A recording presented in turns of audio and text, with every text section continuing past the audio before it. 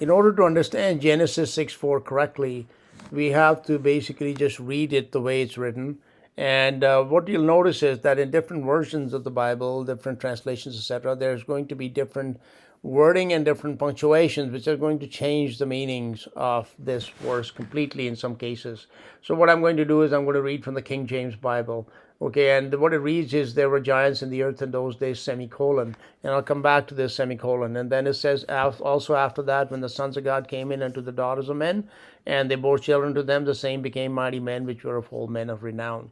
Okay, every sentence, grammar is very important in our language, okay, especially in the English language. Without grammar, it would be impossible to understand what the original Hebrew was teaching, because they don't use grammar, they don't use punctuation like we do in Hebrew. Okay, so therefore these translators have to use punctuation to convey the meaning correctly. So in any sentence, there is going to be, the most important thing is going to be the subject.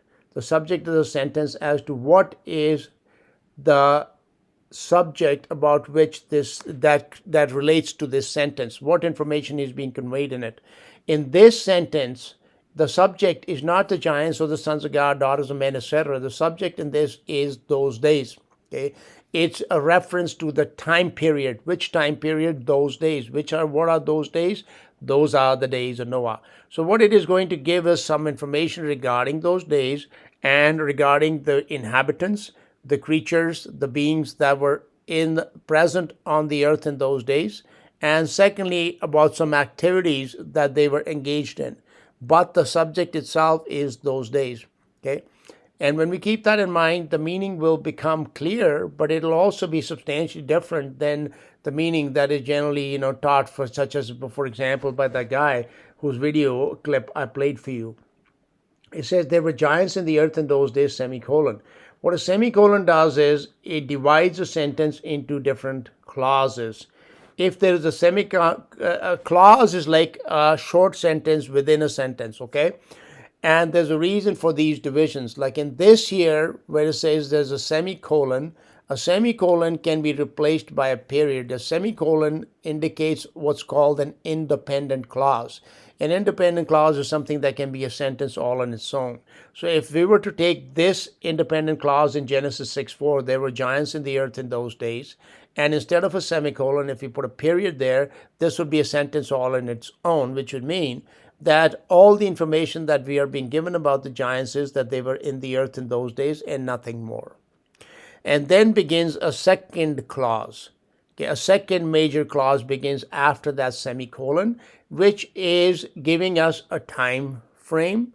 It is giving us the names and identities of some other inhabitants and creatures that were present, and some of the activities that they were engaged in.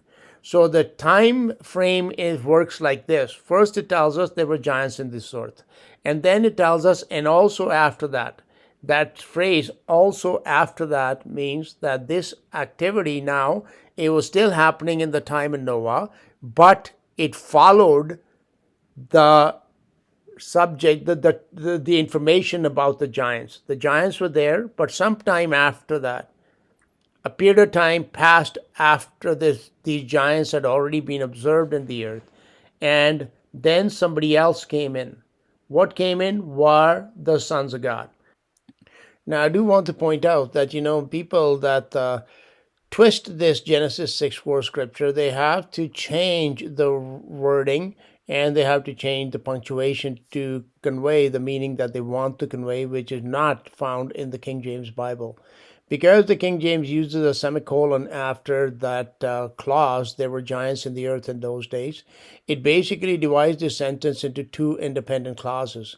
And when this second clause begins with the phrase and also after that, people try and connect this to the giants when it is in no way, shape, or form related to the subject of the giants. Okay, it is related to the sons of God because it is connected to the second clause, which is about it is still, the subject is still the days of Noah, but now it is going to tell us about the sons of God, the daughters of men, and their children. That is going to be the information that is being conveyed, is that, yeah, the giants were here, and then, this also was happening. Okay. Now, what's in this page, Genesis 6:4, the way, as you can see written here, that is used by a lot of these other teachers, they say, first of all, that the Nephilim were on the earth in those days, and since, like I said, we already have an English word which has been translated, Nephilim has been translated into English as giant, there is no need for us to use the Hebrew. So just the fact that the Hebrew word is being used, it should be a red flag that there is some misinformation that is going to be directed at our way. And look the way it's written here. The Nephilim were on the earth in those days and also afterward.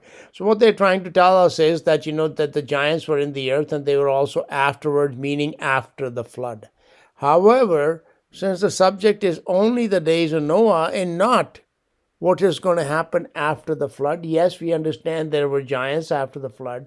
We also understand there were sons of God around after the flood, as we read in the book of Job, where they go to meet God in the Mount of Congregation, which is here on earth, is not a story about heaven, which is a different topic, and I won't go into it here. Okay? So it is not, the subject is not the days after the flood. The subject was the days of Noah. What was happening in those days? So, just by changing the translation and the wording, the meaning changes. So you be aware of that when it is telling us also after that, it does not refer to the giants that, they were also here after the flood. That is not in the King James Bible. There is no possible way that meaning can be, elicited from that phrase. It cannot be, because it is related to an independent clause, which is related to the sons of God and the daughters of men and their children, not to the giants. So to say that the giants were in the earth in those days and also after the flood, which is what these teachers tell us, it is not from the King James Bible. The sons of God are now observed. First were observed the giants, and after that some period of time went by. In those days, somebody else was observed, which were the sons of God. And what were these sons of God doing? It says they came in unto the daughters of men. There's a very important word in this little clause here. And also after that, when the sons of God came in, when the sons of God came in. Okay, that word in is missing in many translations. In many a time I've seen Genesis 6:4 quoted and spoken about by people such as like Rob Skiba, for example. And what they do is to take this word in out of the sentence. When the sons of God, they'll say, when the sons of God came unto the daughters of men. Okay, they don't say they came in. But the King James makes it very clear that the activity that they were engaged in was that which occurs between a male and a female.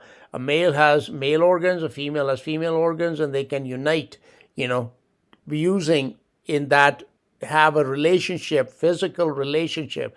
That is what is being described here. So what it tells us very plainly is that these sons of God were males, and they were having a relationship with the daughters of men, who obviously are females. So it gives us some very significant information here that would seem very strongly to imply that these are physical creatures just like men, perhaps somewhat different, but yet close enough that they can engage in every activity that man engages in, which is being attracted to the opposite sex and then engaging in the act of sex with the opposite sex. That's what was going on here. So that word came in. It describes a union which can only occur between a male and a female. But when you take that in out of it and you say came unto the daughters of men, then it can simply mean that they came close to the daughters of men, or they were looking at them from a distance or something like that. Okay? That changes the meaning of the sentence. That's why the King James is very, very precise in its punctuation and the use of the words. For example, you can see on the screen in this translation, which it says is from the NIV, that the Nephilim were on the earth in those days and also afterward, when the sons of God went to the daughters of men and had children by them. So, that word went to is quite different than the King James expression that they came in unto the daughters of men, okay? In this here, there is ambiguity is introduced into it that, this union, it did not necessarily have to be a physical one, that, they could have just done some kind of magic or whatever and impregnated them. You know what I mean? So it's not like that. It does not strongly suggest that these were physical creatures having a physical relationship, as is apparent from the wording of the King James. And then it tells us, okay, so they have this union and then something else happens. What happens when a male and a female, unite? Then in many cases, the woman gets impregnated. And when she's impregnated, they give birth to children. So that's exactly what happened here. They bore children to them. And then what it tells us, the same became. So who were these children? What were these children is a more important question. Because all these teachers, they teach you that these sons of God and angels, they were having relations with women and they were producing the Nephilim, these giants. Okay, just like this guy whose video I played for you was saying. But what does the Bible say? It says they bore children to them. And what were these children? The children, it tells us, they became mighty men, which were of old, men of renown. Yes, these men were famous. The men were well known. The men were powerful. The men had some very prestigious positions in that society. But what is important about them? That they were men. It doesn't say that when the sons of God came into the daughters of men, they bore children, that these children became Nephilim or giants. Okay? If that word Nephilim or giants is used in the first clause here, and then we are told that these Nephilim were the children of these sons of God and daughters of men, why would it in the last part of this sentence not also tell us that these children were Nephilim or giants? It says no such thing. It tells us merely that they were mighty men. The word mighty is used frequently in the Bible to describe, some position, some people. It's used about God. It's used about people who have a high position, who have some kind of stature in society. In today's world, people who are rich and famous or well-known or whatever, that's what they were like. They had a society in which certain people had certain, position or aura or, like were looked upon, almost worshipped. They were these people. But they were men. The Bible does not say that they were giants. It does not say that the sons of God came into the daughters of men and they bore children to them. The same became mighty Nephilim, which were of old, Nephilim or giants of renown. It tells us twice in that one sentence that their children were men. Okay? Keep that in mind. So, now that is how Genesis 6:4 should be read. It is describing the time frame of the days of Noah. First it tells us they were giants, and then it does some time after that. And that after that, if it is telling us that the activity, the giants have already been observed, and then an activity occurs between the sons of God and daughters of men, okay? Then if the giants are already here, and this union between the sons of God and daughters of men is taking place afterwards, how can the offspring be the giants? They're already here, are they not? Do you see how contradictory these teachings are and how really mindless they are, because they don't look at the words, they don't look at the punctuation, they don't study the grammar, and they come up with these theories which are not supported by the Bible. So what we learn from this passage in Genesis 6:4 is, this one verse of scripture, is that there are at least three different types of creatures or living beings that are being classified here. One being the giants, number two being the sons of God, and number three being mankind, whether male or female, or their offspring, which are all called men. Okay, so there's mankind, they're the sons of God, the kind of creatures, and then they're the giant kinds. What do they all have in common? And what they have all in common is that they are physical, corporeal creatures. And in the case of giants, they are big people, I believe. And in stature, in comparison to the size of both the sons of God and men, they seem to have been much, much bigger. And the sons of God, they are also very similar to man, although they're not mankind, in that they are not Adam kind, not having descended from Adam, yet they are not angelic beings either. It is quite apparent that they are physical, corporeal creatures. So, leaving aside the story of the giants being big people, where did they come from? How did they come into existence? How did they originate? We are not really given much information about that in the Bible, except for the fact that they were here. However, in regards to the sons of God, who were able to have physical union, they came in unto, so means, they were males and they had like a male organ to be able to engage in this act, which this is a fundamental requirement, and therefore they were corporeal, physical beings. As in the case of angels, Jesus tells us, there's neither male nor female. However, in this case, it is very, very obvious that these sons of God were male. So today, what we need to really study is who are the sons of God. And as I said, they are races of man-like creatures. Okay, that they are very similar to mankind, meaning to Adam and his children, but yet they did not count their descent from Adam. They actually predate Adam, that they were made in physical form as physical creatures, created to inhabit the earth in the ages and in the worlds that came before the time of Adam. Yes, this earth was inhabited. It was built. There were worlds that existed on it. And it was inhabited by corporeal creatures, by flesh and blood, not by angels. Angels were given the heavenly realm, and they have always been restricted to the heavenly realm. None of these angels fell down to the earth. They were cast down to hell, yes, but they didn't fall down here to come and have sex with women. That is a false teaching.